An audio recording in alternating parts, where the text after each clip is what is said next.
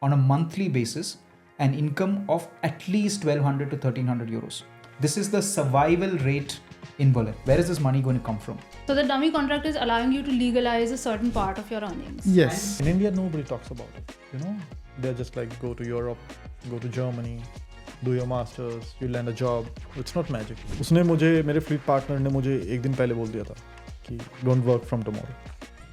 अब मैं कल से क्या करूं? Or if you go inside any of the warehouses in the city today, you will see a large number of South Asian students working there. मैं आपको बता दूं कि ये मतलब पहली बार था शायद जब साउथ एशियन स्टूडेंट्स ने ऐसा किया. इससे पहले कभी बर्लिन में ऐसा हुआ नहीं है और मुझे लगता भी नहीं अभी कुछ टाइम तक ऐसा होगा. Well, public universities are just not providing enough opportunities for the large number of South Asians who want to come here. German people never have to live in these housing conditions where they are sharing rooms with two people, sharing bathrooms with 5 other people. Language in Germany is the main thing. First of all, like most of them regret coming to Germany. Hello, welcome to the podcast. How are you doing today, Aju and Dheeraj? Good. I'm good. Yeah. I'm feeling, pumped. Great.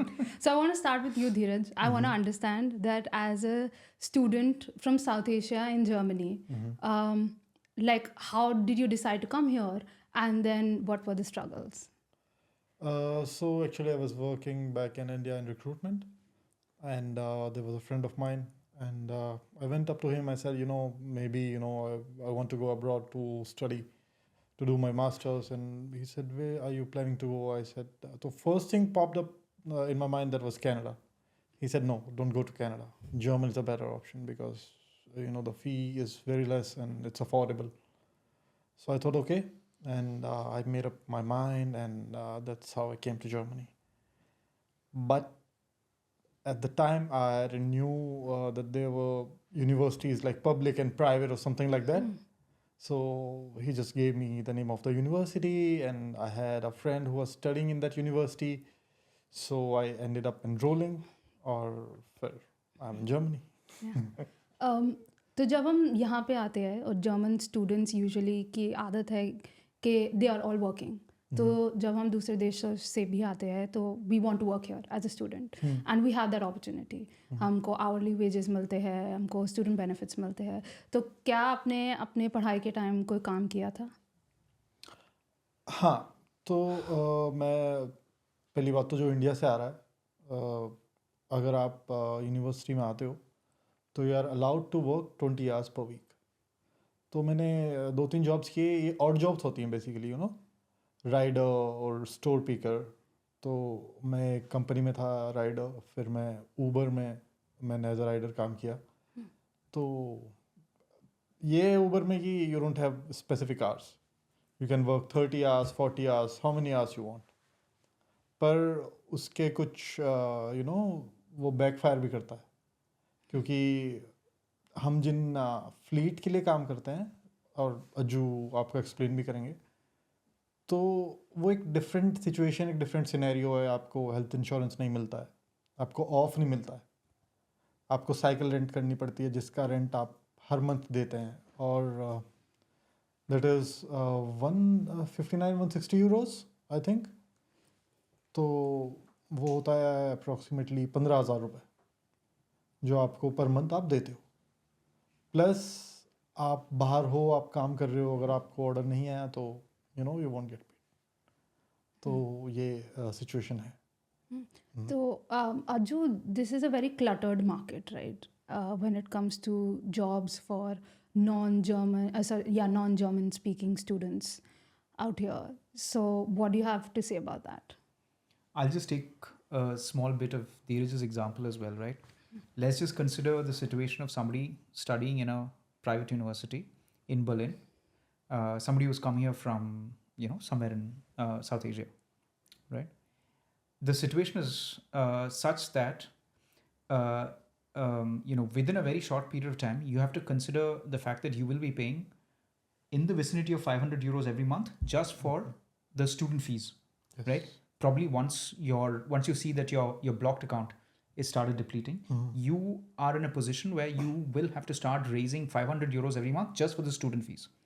In addition to that, the situation of the housing market in a big city like Berlin, but this is also the case in cities like Hamburg or in Munich or even in Frankfurt, is that even to get a bed space within a room that you're sharing with two others, these days you're not going to get it for less than 400 euros, right? You're talking of a bed space in a room that you're sharing with two others, okay? Which possibly also means that you're sharing a bathroom with five others, right? In that situation, you're living and paying at least 400 euros. Minimum. Very, very minimum, right? So now we have reached 900 euros. The next stage is you need to pay for your health insurance, right?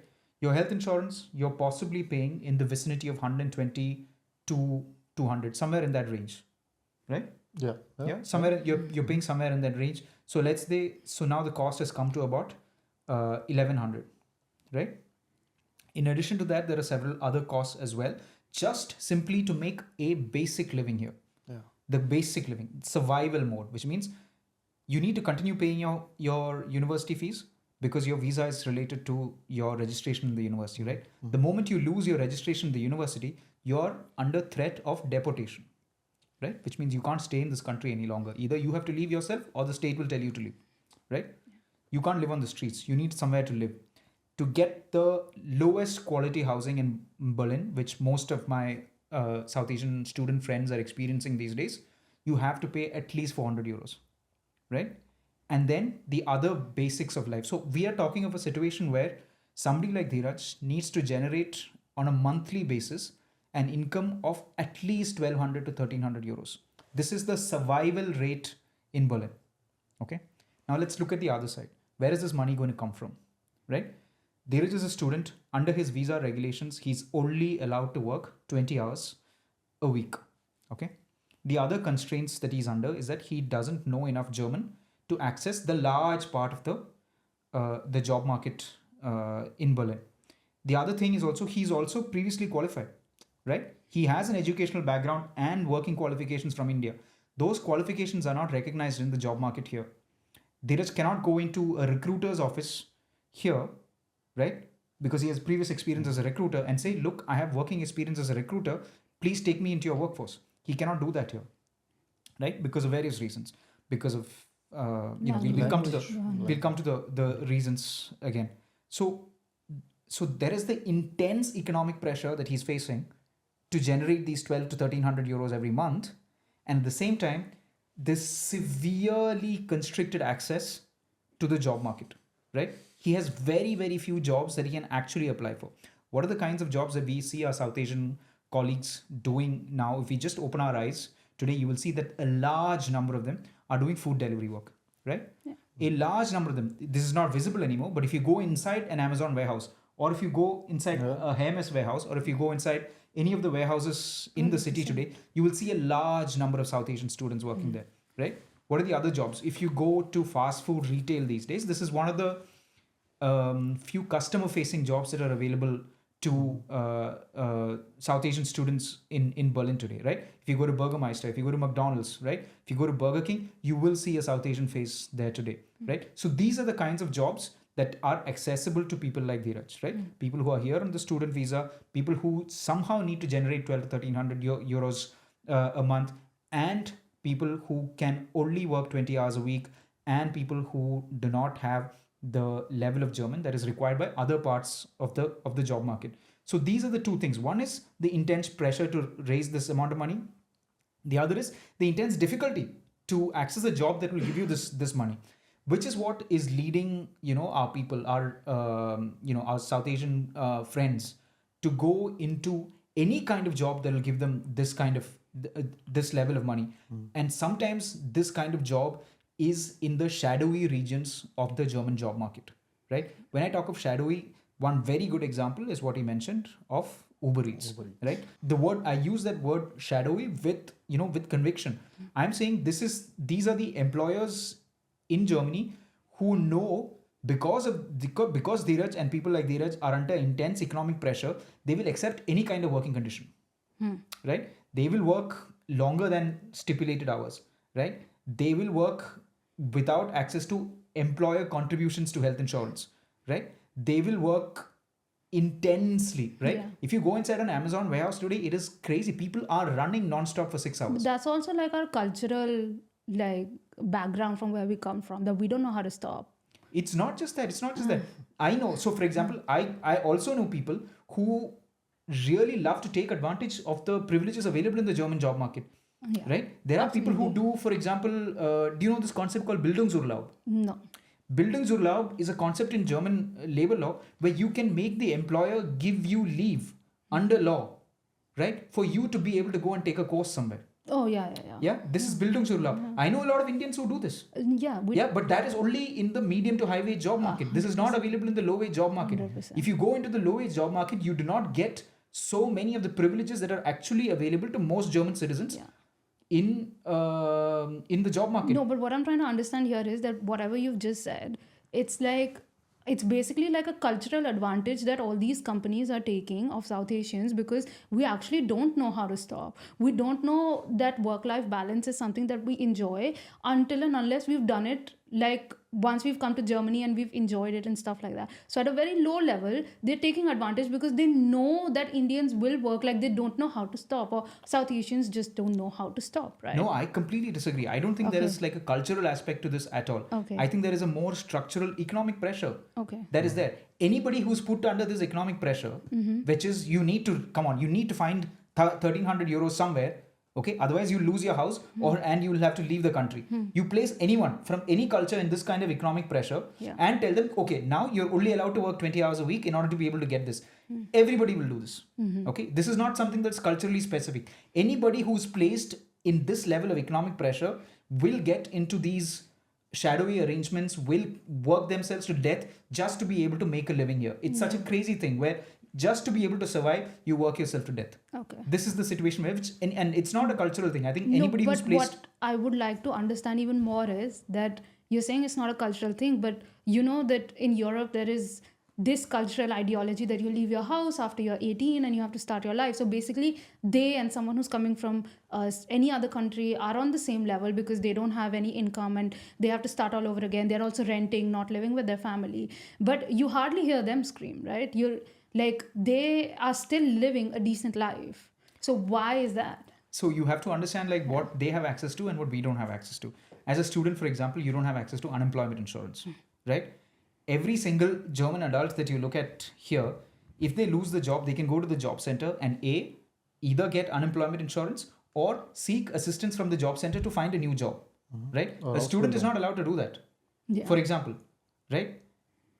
They also have access to all kinds of networks which get them houses at cheaper rent, right? Our people have to fight it out in the private housing market to get these really bad houses, right?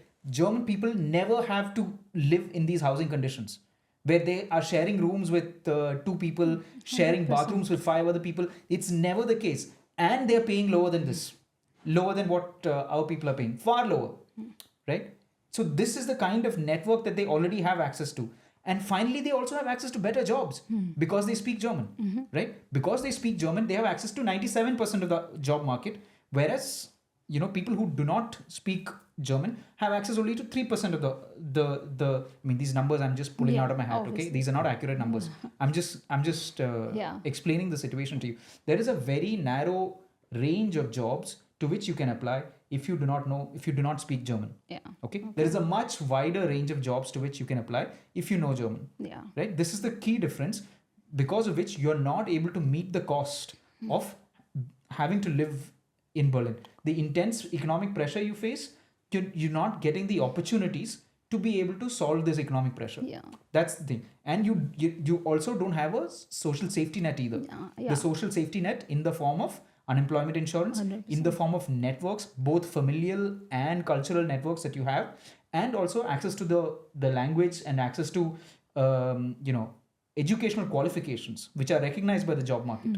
All of this our friends from South Asia don't have, whereas people in Germany, and not just in Germany but from other European nations, they have access to these things. That's the key difference. Yeah.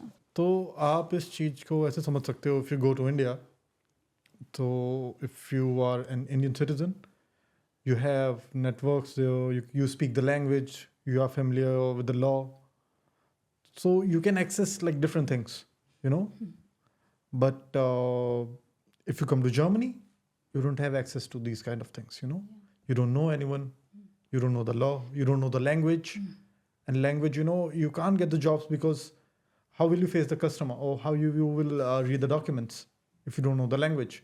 So this is the main issue that South Asians and तो like, we जैसे face. अजू ने बोला कि एक average 1200-1300 euro कमाना is kind of necessary, तो आपने भी ऊबर ईट्स के साथ काम किया था एंड आपने एक प्रोटेस्ट भी उनके अगेंस्ट किया अर्लियर दिस ईयर, जिसकी वजह से आपको भी बैकलैश फेस करना पड़ा, बट आप you were wanting to make it better for more people, so just take us through that journey of yours. तो मैं पहले आपको बता दूं, ये जो कंपनी आपने नाम लिया है, ये हमें डायरेक्ट एम्प्लॉयमेंट नहीं देती है. हम जो एम्प्लॉयड होते हैं वो होते हैं फ्लीट पार्टनर के थ्रू. फ्लीट पार्टनर क्या होता है कि एक कंपनी ने अपना एक बिज़नेस जो है, अपने बिज़नेस का एक स्मॉल पार्ट एक फ्लीट पार्टनर को दिया. उस फ्लीट पार्टनर को उन्होंने बोला कि employ 200 riders for example, will pay you and you pay them. तो अब क्या होता है कि जब वो फ्लीट पार्टनर हमें बुलाता है, पहली बात तो हमें कोई कॉन्ट्रैक्ट नहीं देता, we don't have any kind of contract, and he takes 30% off our earning. तो सपोज यू मेड 1800, तो वो 30% आपका ले लेगा. एक minute, But you have a contract, एक और चीज़ है, वो तुम्हें आईडी देने के लिए वो 500 यूरो लेते हैं ना पहला. हाँ, वो भी है. हाँ, that is a very good point. Yeah. तो suppose But didn't you have a contract? No Okay. No, और अगर वो कॉन्ट्रैक्ट होते भी हैं तो they are dummy contracts. So you cannot give them to Ausländerbehörde no, as like this is your job and based on that they can extend your visa or no, use no, this as. no, nothing. इसलिए मैंने उसको shadowy Got it. तो मैं जो अजू ने बोला ये भी आपको बता देता हूँ. First, to get that ID you have to pay 500 euros. 500 euros are like 40,000 or something like that. Yeah. 40,000 rupees you must pay them. अभी 42. 42 अभी. Just to get the work. ठीक है, अभी आपने काम शुरू नहीं किया. फिर अब क्या होता है कि जितना भी आपकी अर्निंग है उसका 30% वो लेगा. आपको हेल्थ इंश्योरेंस खुद पे करना है, वो एक भी पैसा आपको नहीं देगा. हेल्थ इंश्योरेंस आप खुद पे करोगे. प्लस अगर आप काम कर रहे हो, you fell down, something like that happen, तो वो आप खुद जिम्मेदार हो उसके, तो उस कंपनी ने बहुत ही प्राइसेस बहुत ही ज़्यादा कम कर दिए, और जो हमारी अर्निंग्स थी, सपोज से हम 1000 euros अर्न कर रहे थे, वो आ गया 900 पे. तो Before you go to the protest, I want to ask you both that is this counted as a legal job then, or is this counted as an illegal job? Because it's good for the audience to understand that is this something they're doing under the table or not. So there are different, I would say there's a broad spectrum, range of legality and range of illegality, right? So there are some jobs, for example at Uber Eats or at Volt, where it is through a subcontractor. The subcontractor gives you a contract which is just for the 20 hours, right? The 20 hours that a student is allowed to work, the contract will say that you're working for 20 hours and this is what you'll be paid for 20 hours, right? In those cases, right, the person works for 20 hours and then in addition to 20 hours as well, okay? Suppose, let's say the person is working for 40 hours a week, right? For the 20 hours that this person works, that work is completely legal, right? The contract is valid, right? And the subcontractor is also paying you in your bank account. The wages, Subcontractor and fleet are same. same thing. Yes. Same thing. Yeah, fleet partner / subcontractor. Okay, and the subcontractor is paying you in your account, right? By the wages for those 20 hours. But the additional 20 hours, which are not part of your contract, it's not stated in your contract you're working 20 plus X, right? For those X hours, you're paid in cash, right? So it's partly legal and partly illegal. But since you said they're dummy contracts, it's still the 20 hours are legal. So this is a dummy, right? In the sense that it only says 20 hours. But you can work more But than you that. can work. But you can work. Get it. Work longer than So that. the dummy contract is allowing you to legalize a certain part of your earnings. Yes. And it's not only legalized, it's also that person, the subcontractor, is able to show the tax authority, ki this is not completely illegal work, Yeah. right? This is partly legal work, and I am paying my share of the taxes as well. Whereas in reality, the subcontractor is only paying the taxes for the 20 hours that are stated in the contract.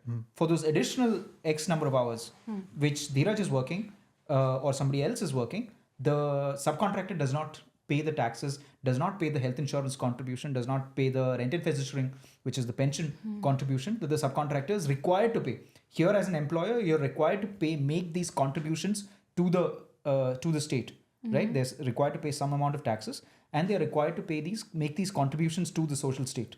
Yeah, right? so the 10% tax that a student gets, like that is deducted from a student's income, that is also cut, and then a certain percent of fee is also given to the flea manager or the subcontractor. He takes it. It's not given to him. Okay. He simply takes it. Okay. Ultimately, what he receives. So how much do you get? Basically peanuts. Yes.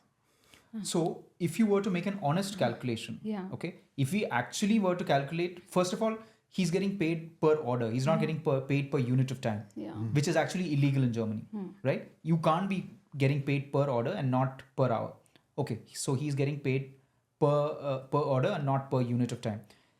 And if you calculate the number of hours that someone like Dheeraj is actually working, and if you make that division, okay, divide the total amount of money that has come to him by the total number of hours that he's working, you will see that his hourly wages fall below minimum wage, right? Which is again illegal in Germany, right? You can't be paying below minimum wage. But if you were to make an honest accounting of the actual number of time, actually the actual amount of time that he's actually working, then he's getting paid below minimum wage.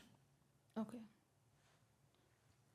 And that's Exactly. what led you to start the protests in Jan. Yes. So this, and along with the prices that the company, they drop the prices. So Drop the prices? like suppose say we were getting per order 4 euros. Okay. So they they did it like, okay, per order you'll be getting paid 3 euros or 3.5 euros, something like that. So so suppose we were earning 1,000 euros. Now we are earning 900 euros. Okay. And now we are working for the same amount of time. In fact, we have to work more now just to make those 1,000 euros. So this was our situation.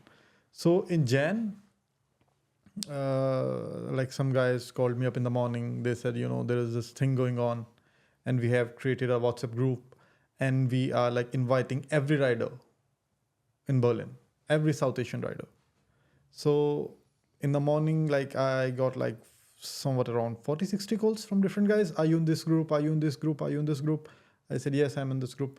So they were like, we have to do something because we have suffered enough. So in the group, there were around 700 to 800 riders, Indian riders, 700 to 800 Indian riders in Berlin. So उन्होंने बोला कि let's do a strike. We don't work for tomorrow and we don't work for day after tomorrow. I said, okay. Then they said, you coordinate. I said, okay, I'll coordinate. So we made this group, and then we were talking to each other, stand in front of the restaurants who are really busy, or जो भी order लेने आता है, you tell them that, we are on a strike. We are not delivering the orders today. और इसमें सिर्फ Indians नहीं थे. We had Pakistanis, Bangladeshis, Indians, और जो थोड़े बहुत Turkish riders हैं और Arabic speaking riders हैं, तो वो भी हमारे साथ आए. And we were around, at the peak of the strike, we were around 1,000-1,200 something riders that were not working. तो अब होता क्या है कि फर्स्ट डे बहुत ही अच्छी स्ट्राइक रही. कोई काम पे नहीं गया, जो जा भी रहा था उन्हें ज़्यादातर वो थे जिन्हें पता ही नहीं था कि हो क्या रहा है, कैसे हो रहा है. तो हमने उन्हें समझाया, बोला कि यार देखो, हमारी अर्निंग्स कम हो रही हैं, फ्लीट पार्टनर्स भी हमसे पैसा लेते हैं, अभी हमारी अर्निंग्स भी कम हो रही हैं, तो मतलब क्या है काम करने का? अगर हमें फ्री में काम करना है तो हम काम ही क्यों करें? हम किसी और चीज़ में जा सकते हैं. There are so many jobs out there. उन्होंने कहा ठीक है. ये चीज़ पता लगी फ्लीट पार्टनर्स को. Even though some of the guys had contracts, they just kicked them out.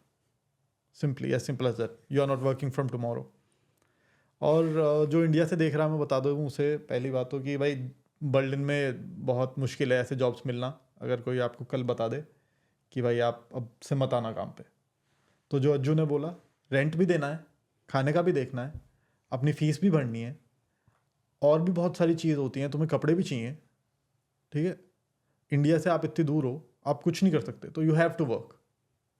तो you know after this strike they kicked me out on the same day, and I received a call from that fleet partner saying that because of you I lost 15,000 to something euros for one day because you didn't work. और मेरे पास 200 Riders हैं जिन्होंने काम नहीं किया और सब at least दिन में 100 यूरो तो बनाते ही हैं, तो आपने मतलब ऐसा किया तो I am kicking you out. और he threatened not to pay me also, which is illegal in Germany, believe me. So this was the situation, yes. Yeah. And what was the post-protest repercussions for you? तो जिस company के खिलाफ हमने ये किया, they played it very smart. उन्होंने क्या किया कि they like okay will give you the same prices and they even give higher, you know, After the protest? After the protest. Okay. So per delivery they used to give, like, after this protest, 7 euros, 6 euros. Initially it was 4 euros. That we like initially did the strike on. This was 4 euros, and then they made it 6 euros. So the riders were very happy. Okay, like we won. And we told them, you know, like it's not permanent. They are just doing it temporarily. But they were like, no, we'll work. So for 2-3 days, they made 150 euros, 180 euros. After 2-3 days, Uber said, no, we are not giving you 6 euros now. It's 3.5 again. Now they can't go on a strike again, because if they go on a strike again, fleet partner, he'll say, you know, don't work for me. And most of them are just scared, you know, because if police comes up to them and okay, show me your phone, they can't show them. You know why? Because they have worked 40 hours. They are students, they can't work for 40 hours. But as Aju said, to make that money you have to work 40 hours. So this is the situation. And in India nobody talks about it, you know. They're just like, go to Europe, go to Germany, do your masters, you land a job. It's not magic. You have to work hard. No, I want to also understand आपका personal side, because मुझे पता है कि आपकी काफ़ी struggles रही है. आप 3-4 महीने उसके बाद अनएम्प्लॉयड थे, and there was also fund raiser for you. Tell me about that tough time. So first of all, thanks to Aju. So there was this one guy, Sami. He was the first one to reach out to us. After the strike, he invited, like, we were like 4-5 guys who were organizing the strike, who were like coordinating the strike. Then I met Aju there. So he came to my house. He asked me what happened. How did you like prepare the strike? Like, what was your thinking? What you were like trying to do? I told him each and everything, and he was like super helpful. Or he organized an India-Pakistan match. Yeah. So in the World Cup. It was World Cup, you know. It was a screening. Screening of the India-Pakistan. Yeah, a screening of the India-Pakistan match. So there were like so many guests from all around the countries. There were some journalists also that talked with us. और फिर इन्होंने किया एक fund raiser, तो उससे मुझे बहुत help मिली, क्योंकि उसने मुझे, मेरे फ्लीट पार्टनर ने मुझे एक दिन पहले बोल दिया था कि don't work from tomorrow.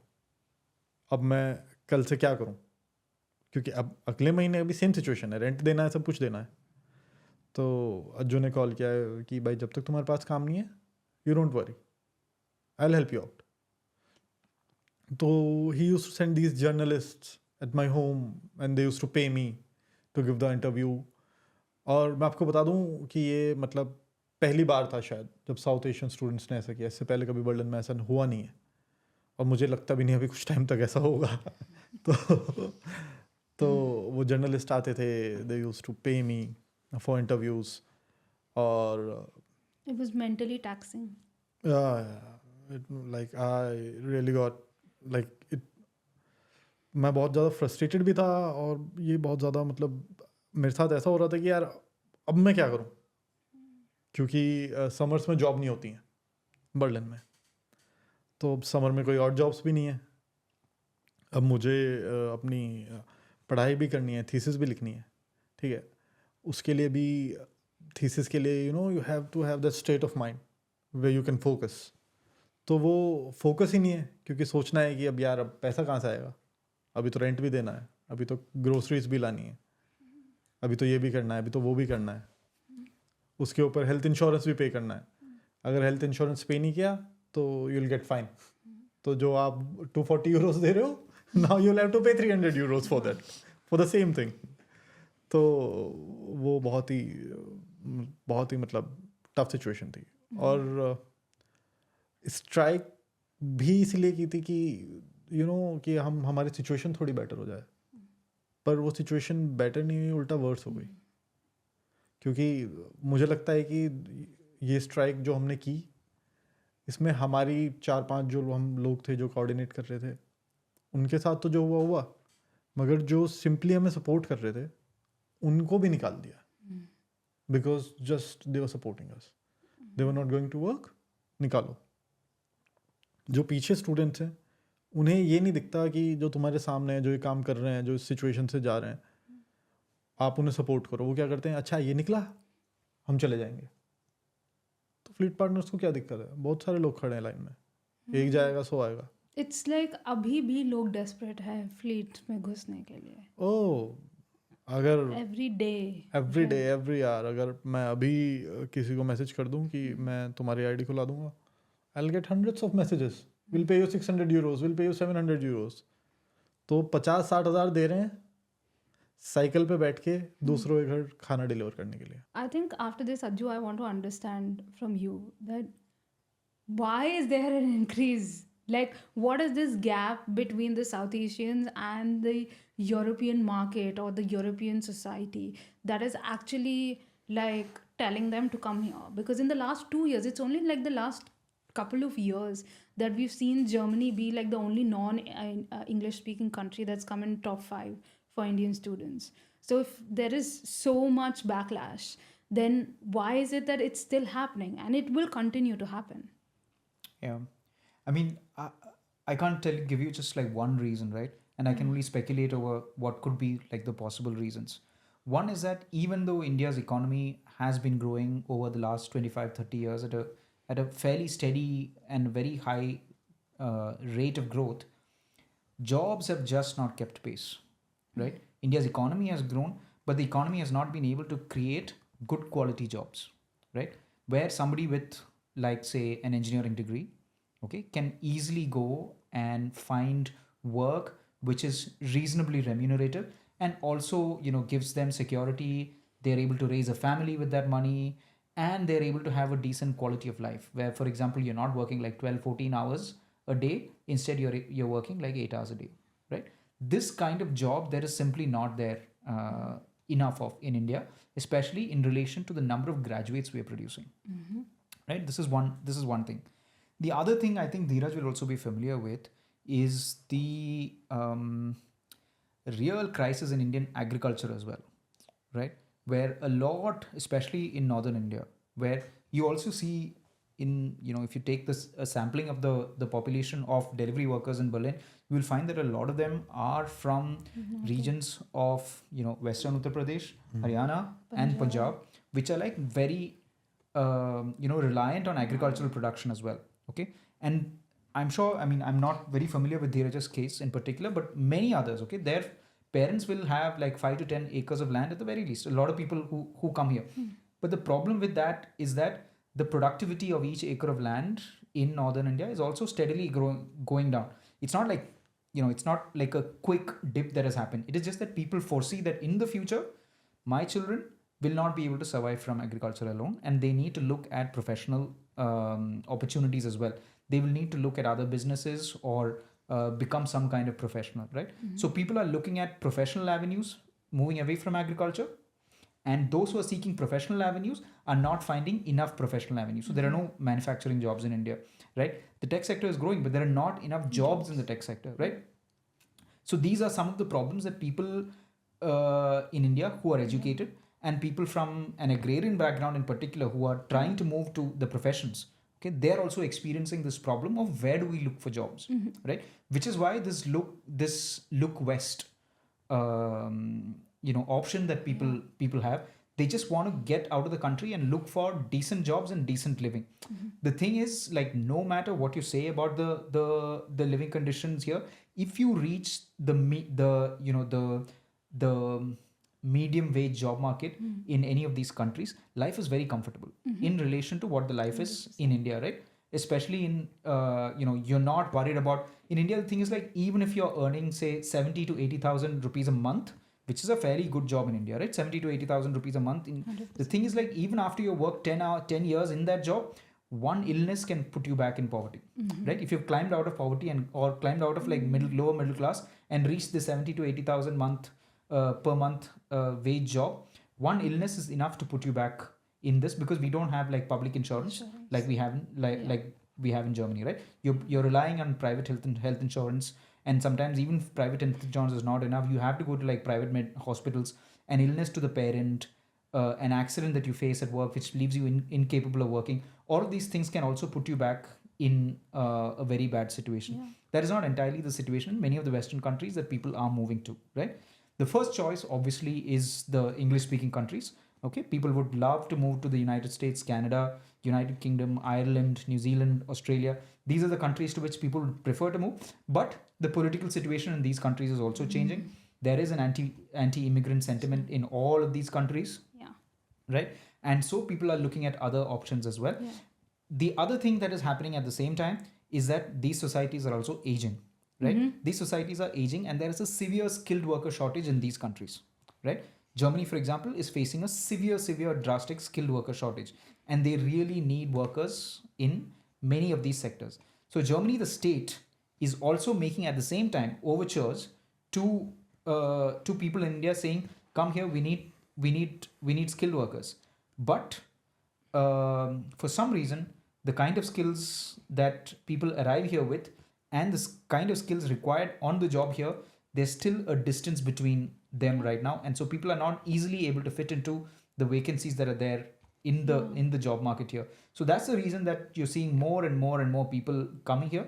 And also Germany also effectively advertises education as a route of migration, right? So for example, the Home Minister of Germany a few years ago has actually said that we are going to welcome more and more Indians to come and do degrees here so that they can fill the skilled worker shortage in Germany. But somehow there are problems in the system that trap people in this poverty cycle. I want to circle back to when you said the tech in India. We don't have enough jobs, but we're producing a lot of graduates from there. So, and here in Germany, on the other hand, they're very desperate for techies, IT, and they're providing something like chance card as well, like the opportunity card, which is allowing people with a certain amount of experience to come here without any education qualification. So while the number is high, like around at least 10,000 people or 12,000 people have applied with 85% of applications being accepted, the problem is that at least on a personal level, an anecdotal level, I have met so many people who have actually messed up their lives because of this card, because they feel they come here and they will have an opportunity, but they don't. One thing is the language. They don't know the language, they don't get the job. 6 months is not enough time for you to get a decent paying job which you have left behind in India. And then you're like, I can't go back because I feel sorry, I'll have to start all over again. So then I switch to other ways like language, visa or something else, or then taking up these jobs which is in the cluttered market, and they kind of ruin the ladder for their lives. So as an activist and a philanthropist, I want to understand that what is it from the German admin side, from the government side, that you feel should or could be done in order to create these pathways in a better form for the people who they want to come. It's a very, very good question. I mean, I wouldn't say there is just one solution. We need to look at the problem holistically and need to address many different parts of the problem. Let's take the student visa, for example. Why are people coming and joining these, excuse me, but like terrible quality private education universities, right? Why aren't they going to the public universities? Well, public universities are just not providing enough opportunities for the large number of South Asians who want to come here. There are not enough English language courses, right? Courses offered in the English language. That's one. And even if there are courses available in German, like students from South Asia just find it impossible to clear those courses. It's very, very difficult to graduate from a public university in Germany if you have had a reasonable standard of education from India. They find it extremely, extremely difficult. So public education in Germany also first needs to get its act together. Also, the thing is, like, these private educational institutions are occupying the space ceded by public educational institutions. The thousands and thousands of people who are in these private universities in Berlin, for example, they could quite easily be absorbed into the public education system in Germany if the public education system really wanted it. And it's a good thing for public education as well, because international students from India, international students from China, international students from Pakistan, they are valuable sources of revenue for a system that has been suffering from the austerity policies of the German government for several years, right? So public education, the German government simply hasn't funded, right? And even where the universities have, in order to make up for the shortfall in revenue, the universities have turned towards international students. They haven't turned towards international students with open enough arms, right? That's one. The second is, what is the state doing to support people who are here on the student visa, right? Public university students, in theory, get access to student housing, which is subsidized, right? Which is in theory. But even that system is not working very well. I know very well that in Berlin today, about 1.5 years is the waiting time, at the very least, to get into one of these student dorms, which are subsidized, right? The German government really needs to take a look at the student housing problem, right? Where are students who come to Berlin? Where do they live, right? Why are you leaving them to the mercy of the private housing market, right? Why can't you build subsidized housing options for the international students who come here and make that accessible to international students who are also in private universities, right? That's another way in which. So I mean, I as I was explaining previously, the crux of the problem is the severe economic pressure that you face the instant you come into this country, right? Because the student visa requires you to pay these fees, and also because of the rent. So these two things go some way to reduce this economic pressure, right? Public university and finding student housing. Similarly, like for example, public university students have access to Mensa. Yeah, Mensa is the subsidized canteen. Private university students don't have access to Mensa. Why can't you have Mensas for private university students as well? You don't have to have it inside university campuses. Have like 2 or 3 central locations in the city where the state subsidize meals for private university students. Do that. That also reduces the economic pressure substantially. After that, why is it that students from South Asia have to go to the private market in order to get access to German language courses, right? There are Volkshochschulers here which give you access to subsidized German language courses, but obviously there is something missing there, right? For some reason, students from South Asia are not being made aware of these Volkshochschulers where they can go and learn German at subsidized rate. Last year I paid 170 euros a month for 3 months of German learning classes, whereas in the private German language market, that same course would be costing something about 310 euros a month, right? It is significantly cheaper. For some reason, the Volkshochschulers are not distributed widely enough, and students from South Asia simply are not aware of what a Volkshochschule is and where to go and how to get admission into one of them, right? So these are some of the solutions that you can develop in order to ease the situation of people here. The thing is, if you give people enough time, if the situation is slightly relaxed, right, in terms of if the economic pressure is not so intense, so small solutions and each aspect of life which reduces the economic pressure gradually, that's what you need. There is no like one size fits all solution which you snap your fingers and tomorrow it's like easier to enter the German job market. That's not going to happen. There has to be like a range of different solutions which try to solve these problems. This is another solution. We need to work on the working conditions for workers as well. Yeah. Right? You have to make sure that Uber Eats is not able to say that it's not my responsibility to ensure that Dheeraj gets a minimum wage. It's the subcontractor's responsibility, But which is the situation that's right now. also happening with Volt already, and now Lieferando is as well as doing this, right? Yeah. So it's a conscious decision that is made by these companies to do it.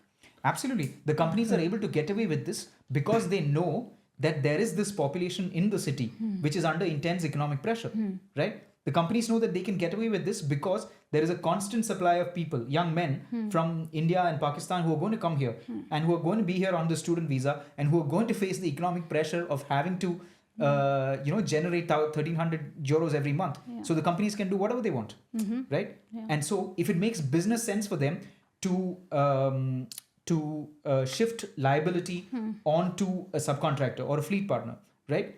And operate their business that way, then they will do it, right? Lieferando has realized that Volt and Uber Eats, because of their business practices, are capturing a larger chunk of the market, and therefore Lieferando needs to up its game.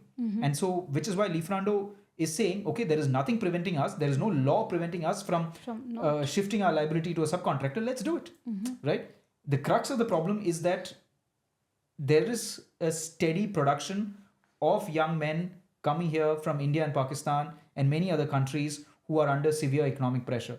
As long as that situation exists, these companies will do whatever they can to profit from the desperation that these students face, right? And What we can do is to reduce the desperation. Yeah, and from the admin level, I also want to understand how do you feel like we could strategize for the chance card people as well, like I asked you before? Because, I mean, for students, I understand, but even for chance card people, they actually leave a life behind. So for them, it's a fresh start. Like they've kind of forgotten 5-6 years of their life, their hard work. So how do you think that can be strategized? Because I think there are very few percentage of people, obviously stats are not there yet, but who have actually benefited from this in the way that they should have benefited. First of all, like most of them regret coming to Germany. Yeah. Because I had like 2-3 friends who came on chance card and they like regretted it because they didn't get a job. And first of all, finding a house altogether is a different game in Berlin, you know, because now I have a full-time job, even I can't get a like private room or private apartment because either it's too expensive or like either it's like out of the Berlin. So in suburbs. So this is a big thing, like you can't get a house. Second thing is when someone comes on chance card, they don't know the language. So language in Germany is the main thing. Because all of your interviews are in German, or you have to like, when you apply for the job, they ask for German language, at least C1 or C2. So how can a guy who is coming to Germany for 1 year can learn German C1 and C2 just in 1 year? And can apply for jobs simultaneously and then can get a job? So it's not possible. So first, like according to me, learn German, C1, C2, then come to Germany if you're on a chance card. Yeah. Or like if you have some kind of network, it's But good. this is so deceiving, right? Because he says do it, which is right. But like that is not even a requirement. And if you see Bureaucracy, when I go to Auslanderbehörde, I have been here 7 years. I do not speak the language. Only when someone is nice, they talk to me in English. Otherwise, they talk to me in German, and I just have to make whatever I can of the situation. Though it is very unfair, right, from the government side that you are giving this opportunity out there, and then you're saying you don't have to learn it, which is one of the reasons why people didn't want to come, and then they come here. And look here, people who are here are already saying, learn the language or don't come. Yeah. Learn the language or don't come. Yeah. And that just ruins their life, right? So like, let's just put it out there for everyone that if you want to come to Germany, learn the language. Yeah. Otherwise, it's impossible to survive here. Yeah. In the manner that the Chancenkarte exists today, it's actually a system of labor recruitment, right? Yes.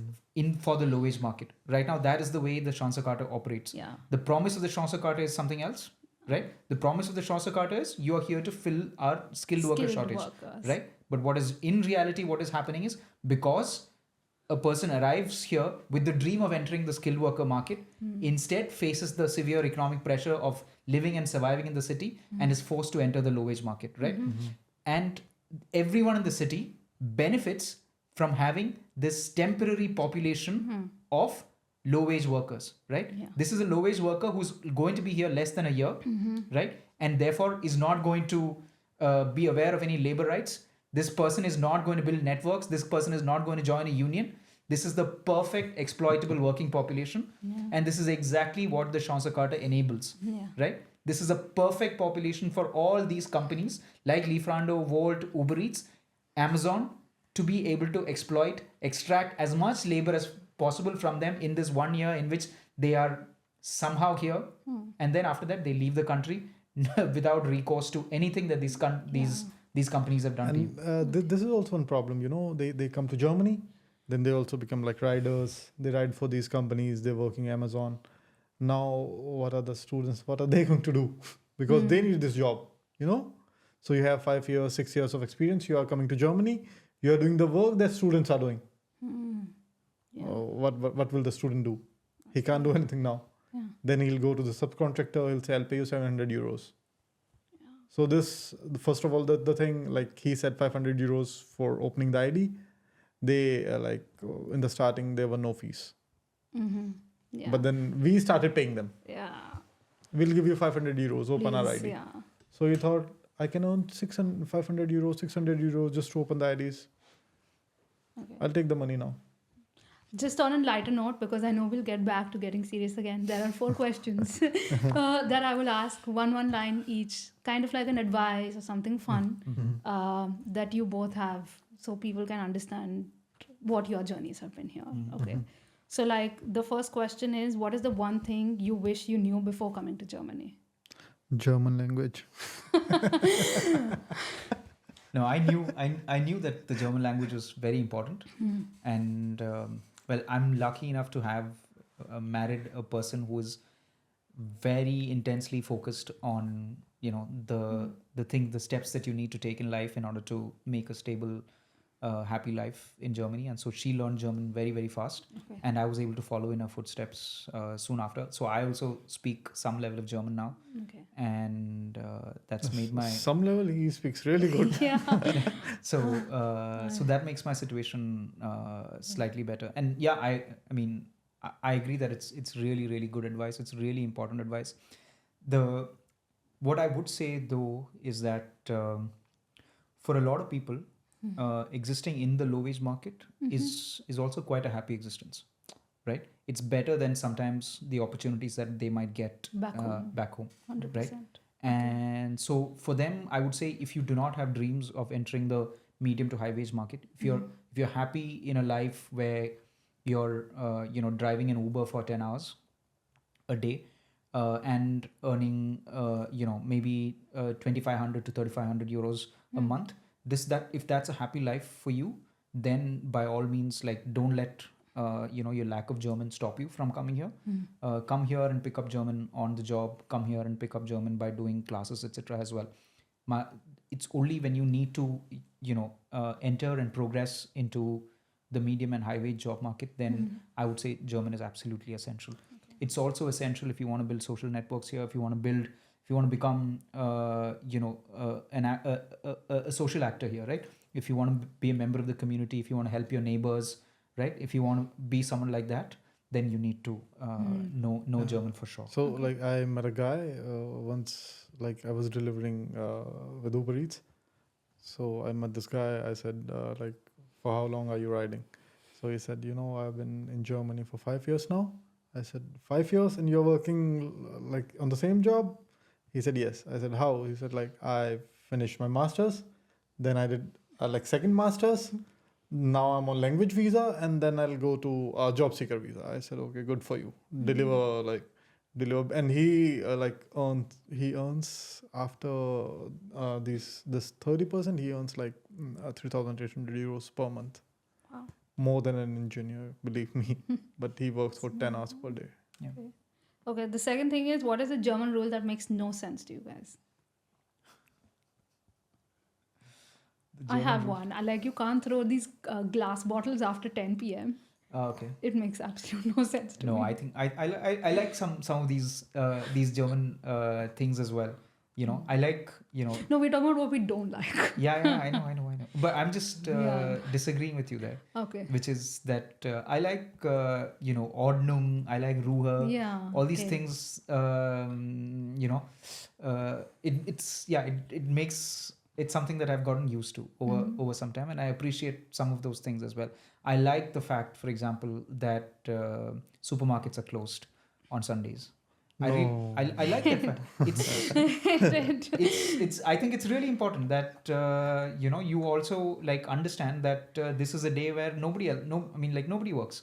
It's important that everybody gets a day Yeah, off. but like evolution was a thing, right? I mean, there were like no shops at some point, so now like it just has to work. I think it's Like, fast-pacing life. I think this is a positive development, and this is one of the things, as in, like, if you want that kind of life, United States is a far better place, Yeah. right? Where, you know, you get access to that kind of life. Germany, I think, is different, and these are the differences that I appreciate about Germany as well, right? Because at least on paper, Germany respects some things, like like I really like the solidaristic economy, in the sense that people contribute to a common pool of health insurance, a common pool of pension insurance, and then it is distributed to the most in need, etc. And when people need it, I like that. It's not there in the United States, right? It's not there. there. It's there in Germany, and I think like weekly holidays off are a part of this system as well, where we all respect each other's right to free time as well, and we all respect each other's right to return home at a reasonable hour, to switch off from work at a reasonable hour, right? To get access to 30 days leave, right? Which is not there in the United States, right? Obviously. So these are things about Germany that I really appreciate. And the thing is, I am ready to fight so that our people also get access to these things. 100%. That's the thing that that I want. Yeah, that makes sense. Yeah. They should not close everything on Sunday. So like if you are a bachelor, so you know sometimes you forget to buy groceries and stuff. So on Sunday you can't get anything. You can't get milk, bread, anything. Yeah. So like do a fast on Sunday, or like prepare yourself, buy some groceries on Saturday or Friday or whatever. You can't do anything on Sunday. We've discussed a lot of like these heavy things. Now I want to know like one coping mechanism that you guys have from all the tough times that we've discussed, all the atrocities done to us in this country.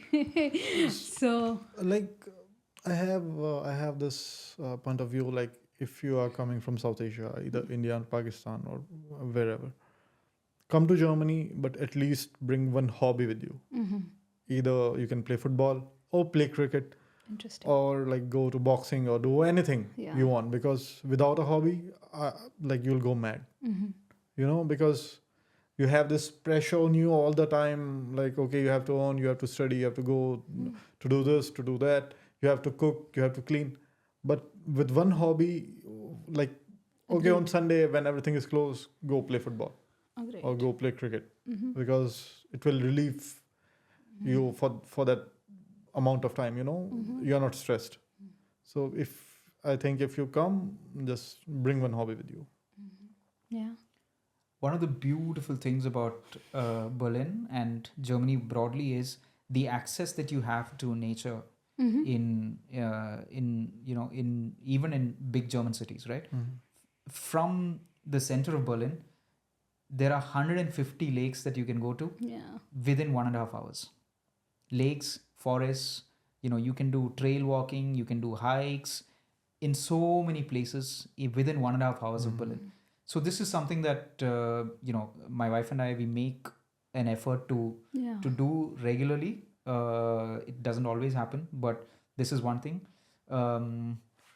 Germany appreciates people who swim, who can learn. I was just going to say that. I didn't. So even though I'm from Kerala, I never learned to swim, and I learned to swim here as a 40-year-old. So I'm happy to hear that. Just to be able to enjoy these things in German as a 40-year-old, I learned how to swim. So that I can do these things as well. I really like the Sommerbäder, the summer swimming pools in Germany, even though on some days it can get really tight and sweaty in there, but I really enjoy going there in the summers as well. Yeah. Okay. And he said like 1.5 hours from everyone, Yeah. from these places. Yeah. But I also wanted to say to the viewers, like transportation system in Berlin, it's It's crazy. great. It's like you don't have to walk. But we all anywhere. hate Deutsche Bahn. It's never on time. It's never on time. But like if you're coming from India and you come to Berlin, Yeah, and transportation system is like Obviously, I never whole sat in a another bus in level. India Yeah. in my entire life. So that I understand. Don't Come judge me. Yeah. No, I get Full it. judgment. No, it's fine. We're all like on a serious level, I think we're all classists and castists when it comes to us being back home, but we aren't here.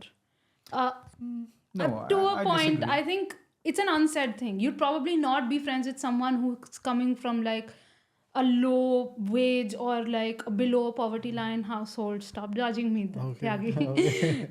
It's just a general thing. I'm not No, you're right. stereotyping, but it's a thing. Like I would probably not talk to like befriend someone who is a domestic help or a child of a domestic help in my house.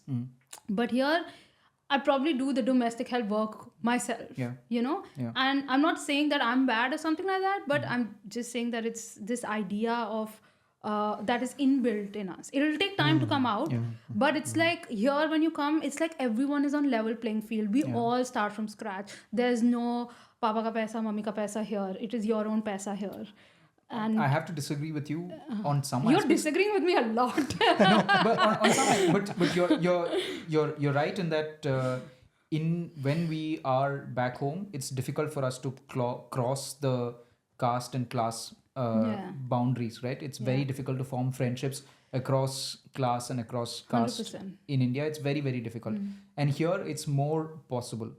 But I wouldn't say that all of us start equally once we arrive here. A lot of us come here with more privilege than some Obviously, others, right? yeah. A lot of us, like for example, I simply because I can speak English at a certain level, I have access to more opportunities here, as opposed to somebody who did not have the privileges that took them to certain educational institutions and certain parental pushing that gave them access to this kind of education that I received, right? And so that, for example, is one. You also have a lot of like cultural and social networks that people from certain communities get once they arrive here, right?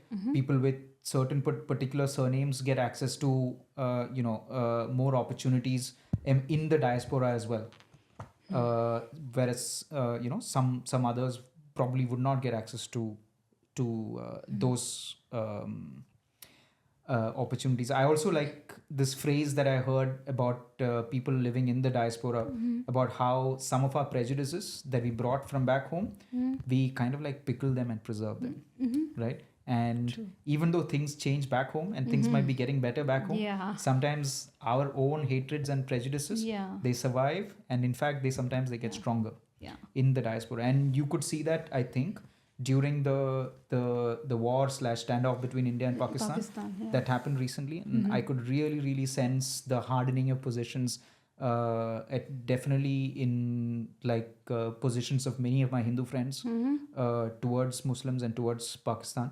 You could see that, and I was really sad to see that. But this is something that I think that can also happen, and it happens faster these days because of like WhatsApp propaganda, because of other things, and also because the nature of the television and newspaper media back home, and how that shapes certain some of our opinions and things like that. So so I wouldn't entirely agree with you, but some of these things are there. In my work, I've never come across someone who's from South Asia who's arrived here illegally. What? No? Yeah, I haven't. But the thing is, of course it exists. Of course it exists. No, of course. I also met someone last year. Yeah. You also met someone last year. I have a friend here Yeah. who works. Of course it exists. It's just that you know what the thing is, like, because they are in that position of being undocumented, right? It's very difficult for them to seek help. The people I meet are the people who actively seek help from me. Okay. You understand, right? So which is the thing. It makes it very difficult for them to go out there and admit the fact that I'm undocumented and I need help. So they'll reach out to someone like Sami, right? So I'll tell you, I have a friend who works in Volt, and he came on Donkey. So his ID is on someone else's name. Like the guy went to India permanently and he's using his ID in Volt. So a government pay him certain amount of money per month because he's an asylum seeker or something like that. And then the government said to him that if you want to study, you can study for free in any public university. If you want to learn German, it will be free for you. So I thought, like, why am I coming on as a student and I'm paying taxes?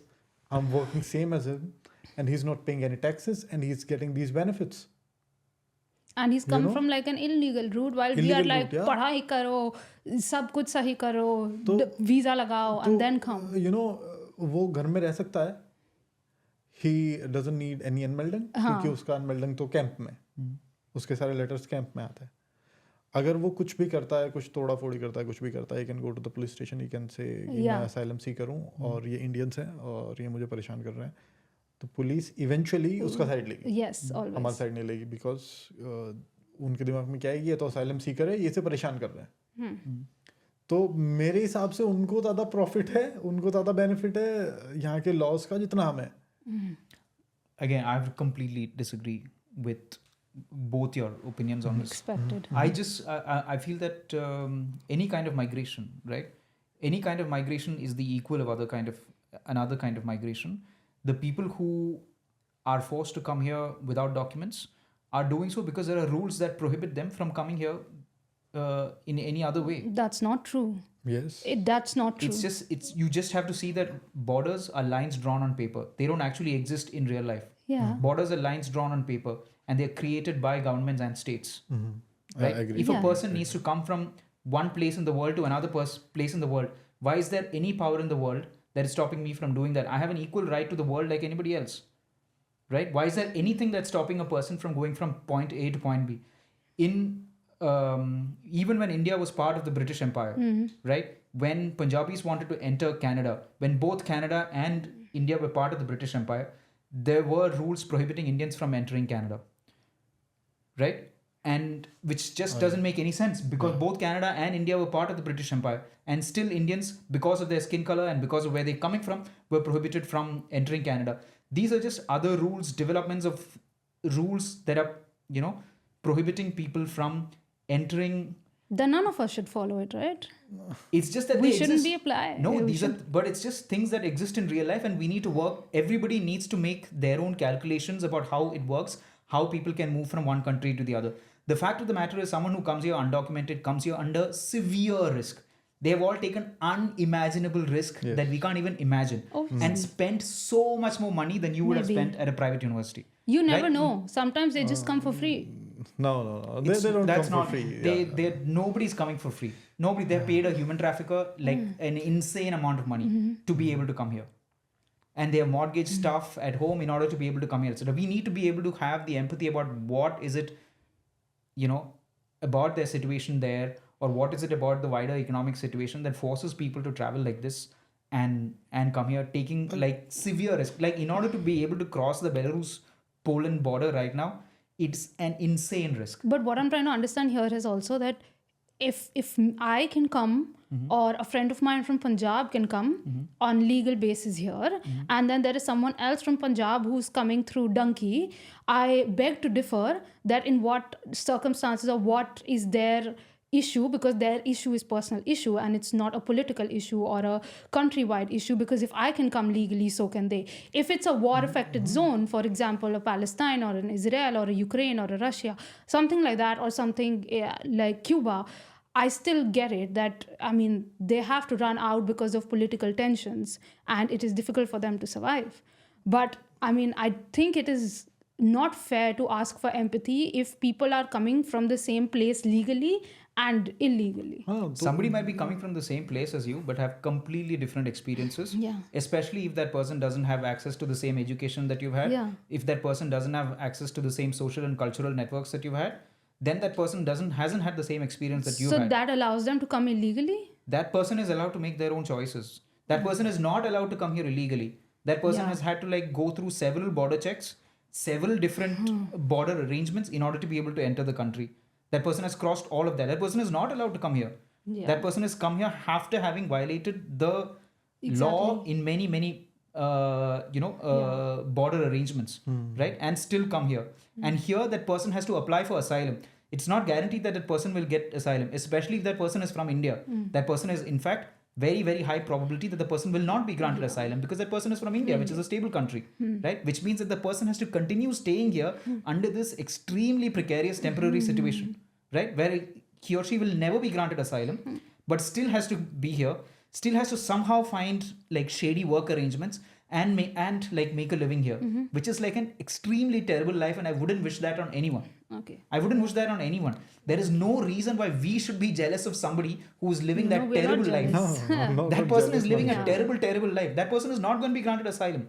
Yeah. So, Yeah. like, my point is, first of all, they work in shady environment.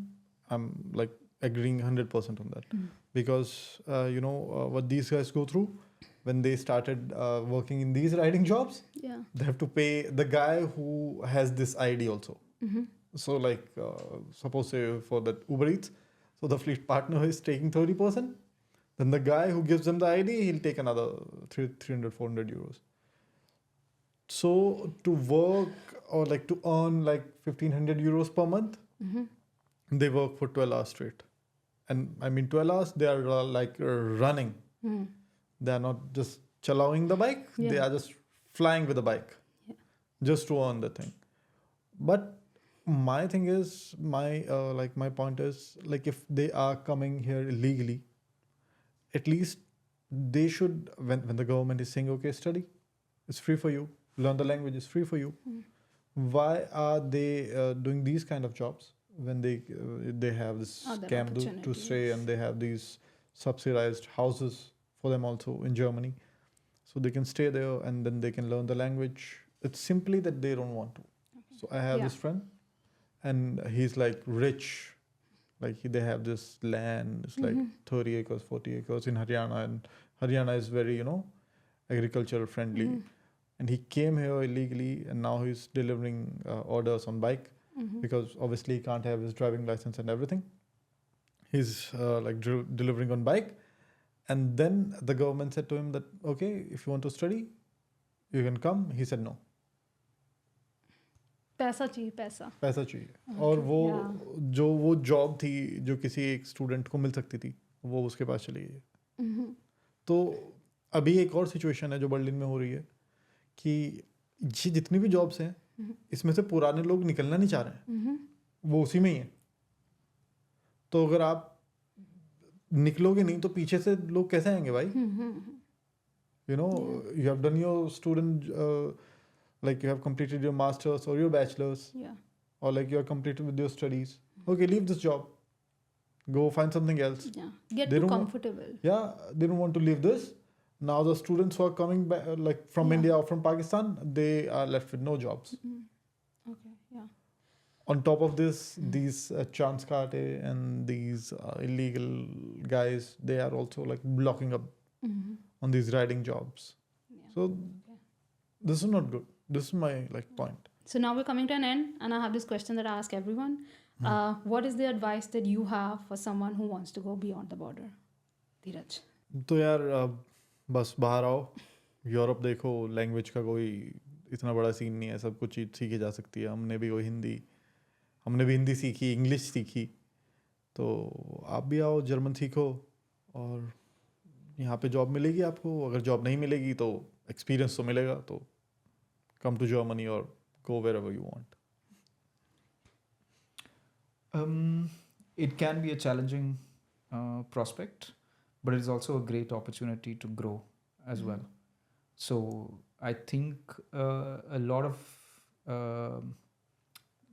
growth happens when you have nothing to fall back on sometimes, and it is a tremendous opportunity for you to but to not be tied down by who you were in India, right? The person you were in India, this gives you a chance to develop and grow into on several levels. It just doesn't have to be professionally. You can grow as a person. You can become a better friend, a better parent. You could become a better professional. You could become all of these things. when you suddenly are faced with the choice to either grow or not survive. Okay then. That's it. Thank you Yep. guys. It's over. Thank you so much for staying until the end. To help us continue these conversations, please subscribe on YouTube and like and follow on Instagram and Spotify.